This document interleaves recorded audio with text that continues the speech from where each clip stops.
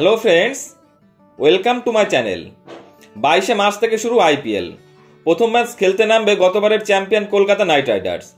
ঘরের মাঠে প্রতিপক্ষ রয়্যাল চ্যালেঞ্জ বেঙ্গালুরু। সেই ম্যাচ খেলতে নামলে রেকর্ড গড়বেন কেকেআরের অধিনায়ক অজিঙ্কা রাহানে। তিনি ছাপিয়ে যাবেন মহেন্দ্র সিং ধোনি ও শ্রেয়স আয়ারকে। রাহানাই হবেন প্রথম ভারতীয় ক্রিকেটার যিনি 3টি দলকে আইপিএলের নেতৃত্ব দেবেন। শুরুটা হয়েছিল 2017 সালে।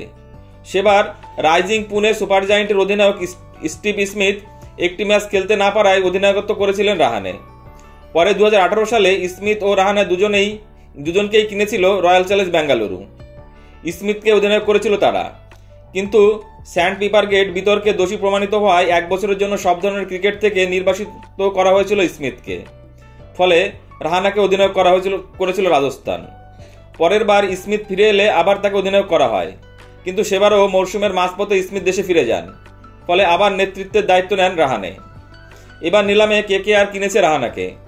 প্রথম মনে করা হয়েছিল ভেঙ্কটেশ আয়ার অধিনায়ক হবেন, কিন্তু 23 কোটি 75 লক্ষ টাকার ক্রিকেটারের বদলে 1.5 কোটি রাহানের উপরে ভরসা দেখিয়েছেন নাইট ম্যানেজমেন্ট।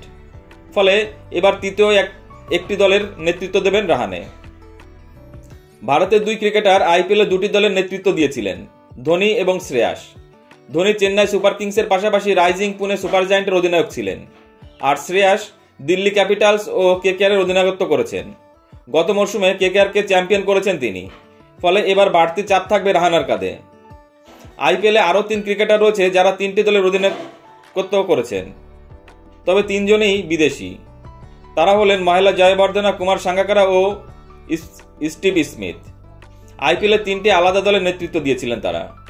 সেই তালিকায় প্রথম ভারতীয় হিসেবে ঢুকে পড়লেন রাহানে। বন্ধুরা, তোমাদের কি মনে হয়, রাহানার নেতৃত্বে কেকেআর কি তাদের ট্রফি ধরে রাখতে পারবে? প্লিজ কমেন্টস করে জানিও। আর ভিডিওটি ভালো লাগলে অবশ্যই লাইক, কমেন্টস এবং শেয়ার করে দিও বন্ধুরা, এবং চ্যানেলটি সাবস্ক্রাইব করে দিও। সকলে ভালো থেকো, ধন্যবাদ।